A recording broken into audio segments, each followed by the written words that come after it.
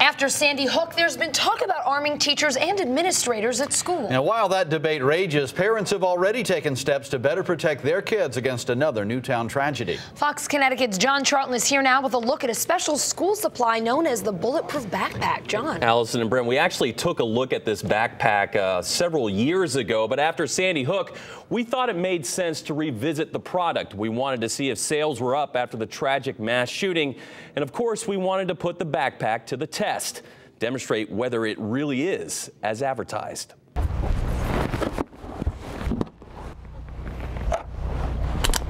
Okay.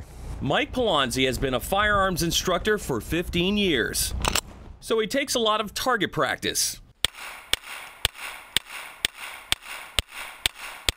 But why is he taking shots at a school backpack? And there you go. Well, because if you advertise that it can take a bullet, even at point-blank range, you'd better be able to prove it. So there's where we hit it. There is no penetration. Palonzi's $250 bullet-resistant panel provides NIJ Level 3A protection. The panel does stop every handgun round up to a .44 Magnum multiple times. And even though it's not rated for it, the panel can even stop a 12-gauge shotgun blast. See what we have? No hole. Pushed it back, but did not penetrate. You get hit with one of these, you probably break a few ribs, but guess what? You won't be... The round will not penetrate the body, which is the important thing. The backpack doubles as a shield to protect the vital organs, either held out in front or worn on the back. You'd be leaving the active shooting area, and the threat would be behind you at that point. Palonzi's Boston area company, Magnum Anti Ballistic Systems, did well selling the backpack since mass shootings like Virginia Tech. But after Sandy Hook, it's probably not surprising. Demand is up. That sales increased about 75%, Palonzi estimates. I would say 50% of that 75% are geared towards younger children.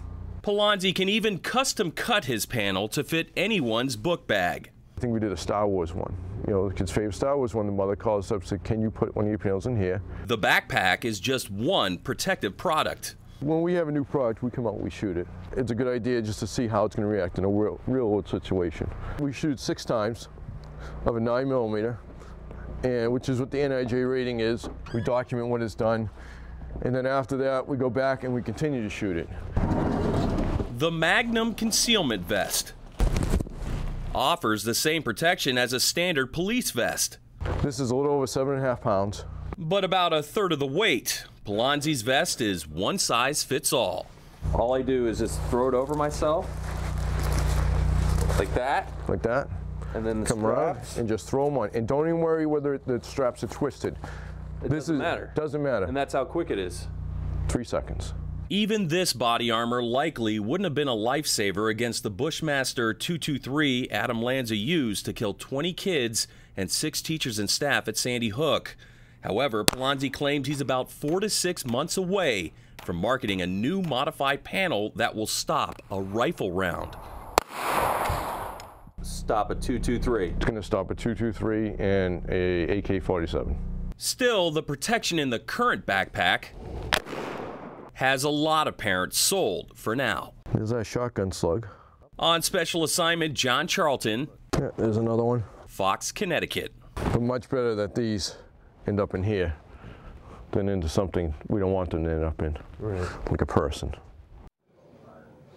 And Mike Palonzi says Connecticut is the only state in the country he can't ship his products to. Connecticut requires face-to-face sales for anti-ballistic materials.